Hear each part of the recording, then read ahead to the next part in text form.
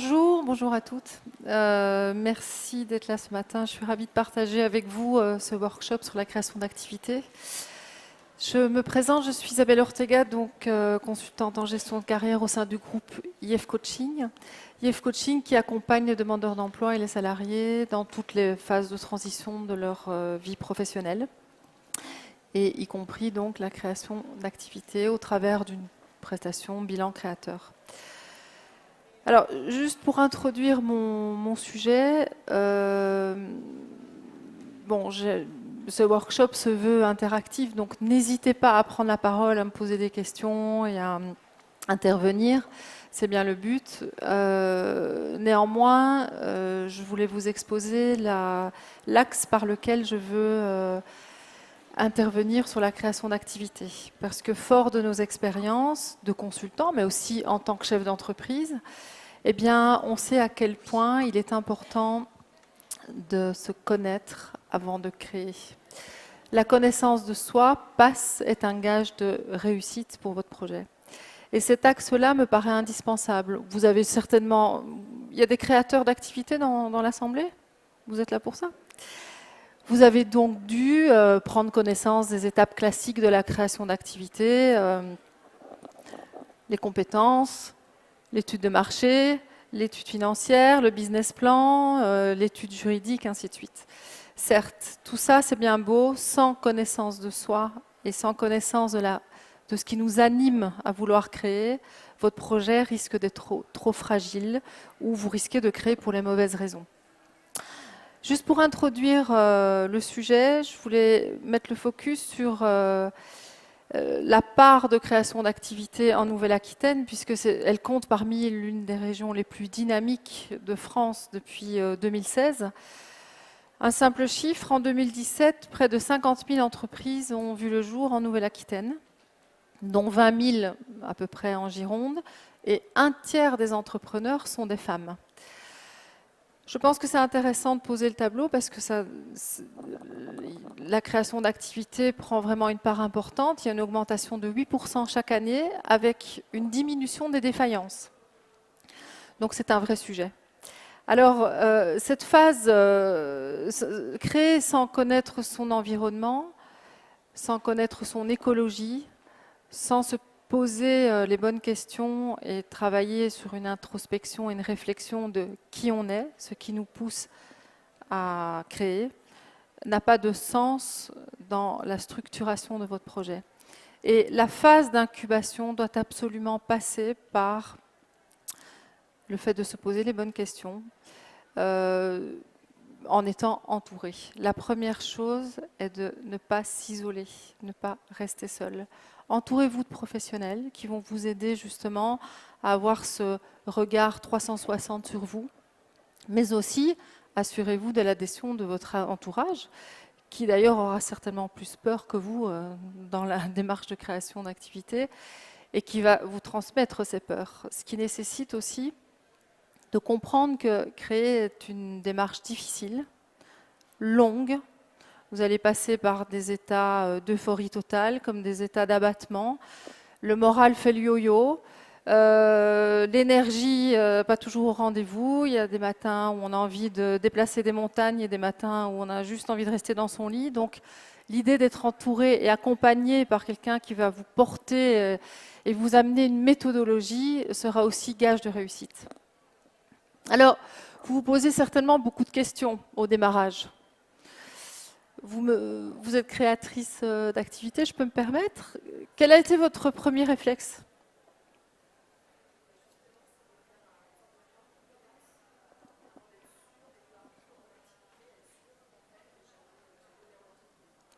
Bien, c'est tout à fait ça. Se dire, bon, que vais-je vendre? À qui vais-je vendre? Comment est-ce que je vais gagner ma vie? Quelle forme juridique vais-je choisir? Tout le monde se pose ces questions au démarrage. C'est légitime, mais ce sont les dernières questions à se poser en réalité.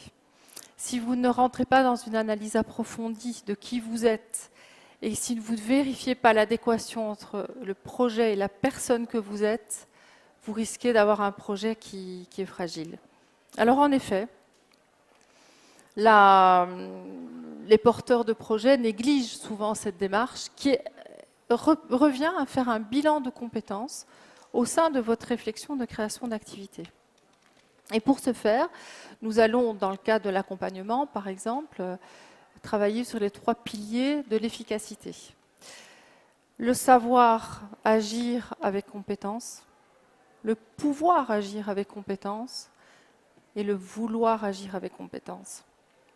Alors, le savoir, eh bien sûr, on va travailler sur le bilan de votre parcours professionnel, faire émerger vos compétences, faire émerger vos qualités, faire émerger vos ressources, vos aptitudes.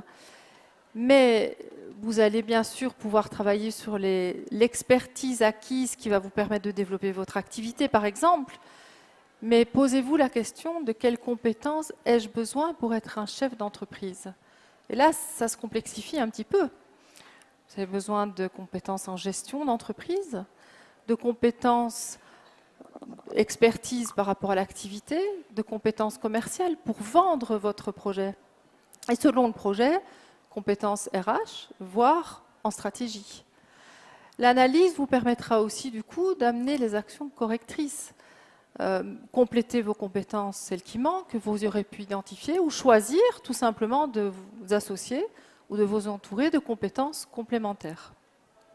Alors, ça passe évidemment par le portefeuille de compétences, mais aussi par des tests psychométriques qui vont vous permettre de valider, par exemple, selon le projet, votre capacité à manager, vos capacités à vendre.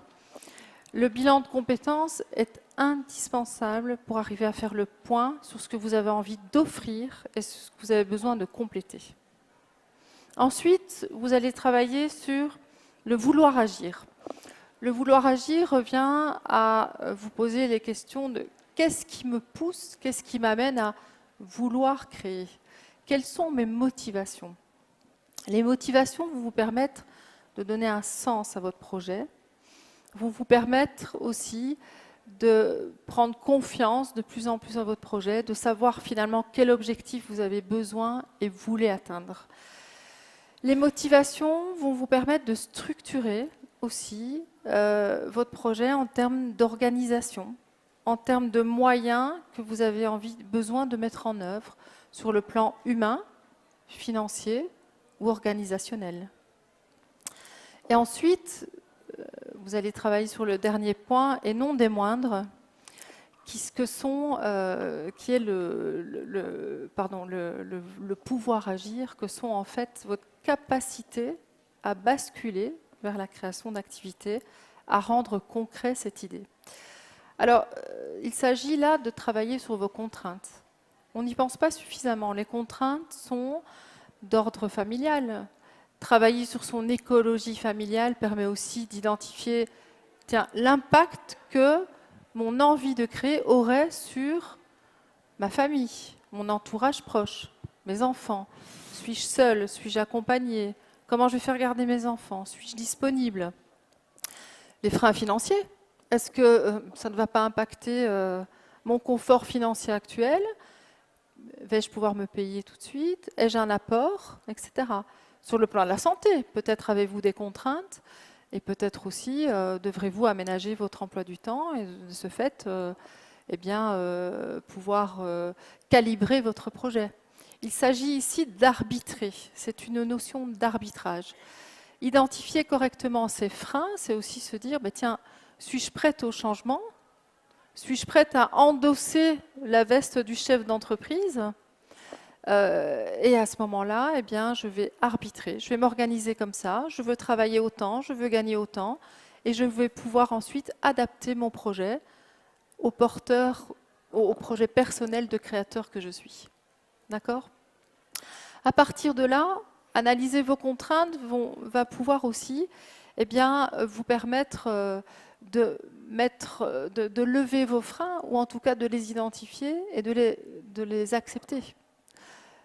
À titre d'exemple, moi étant créatrice d'entreprise depuis 5 ans, quand j'ai passé le cap, je n'imaginais pas que mon mari allait passer sa vie au fourneau finalement. Et donc, lui non plus d'ailleurs, mais bon, Il a accepté, mais posez-vous ces questions. Je vais travailler plus, parce qu'il ne faut pas se leurrer, hein. Oui, parfois on se dit, bah voilà, moi j'ai envie de créer parce que je veux être libre, parce que je veux plus de patron sur le dos, parce que je veux gérer mon emploi du temps. En réalité, on travaille 2 fois plus, on a 2 fois moins de temps. Oui, on est libre, mais ça se mérite et ça se paye. Donc, pensez à tout ça. Ensuite, il n'y a pas de projet sans idée. Et l'idée est intimement liée à l'analyse que vous allez faire sur vous, justement au travers des compétences, des contraintes, des freins, etc. L'idée est le sens que vous allez donner à votre projet. 2 minutes, oh, ça passe vite. C'est le point de départ. Pas d'idée sans qui deviendra un concept et un projet concret et réaliste. Alors, d'après vous, l'idée doit-elle être innovante? Oui? Non? Oui? J'ai tout. Non, pas forcément. L'idée peut émerger bien de votre expertise, de votre expérience, de votre imagination. Elle peut naître aussi d'un simple concours de circonstances. Hein. Eh bien, elle ne doit pas forcément être innovante, puisqu'il s'agit juste aussi de pouvoir vous dire, bon, mais voilà, moi j'ai une expertise, j'ai envie d'en faire une activité. Là, posez-vous plutôt la question de savoir quel élément différenciateur vous aurez par rapport à cette idée. L'idée peut naître aussi tout simplement de votre observation de la société, mode de consommation, des nouveautés qui sortent sur le marché. À ce moment-là, vous allez plutôt travailler sur comment je vais pouvoir analyser un marché que je ne connais pas. L'idée peut aussi émaner d'une activité que vous avez envie de reproduire. À ce moment-là, il va falloir plutôt vous dire, bah, tiens, comment moi je peux me différencier par rapport à ça? Est-ce que je peux amener plus dans mon approche une qualité? Est-ce que je peux amener quelque chose de plus innovant? Ou l'idée peut être innovante. L'idée peut être innovante, envie de faire des choses nouvelles.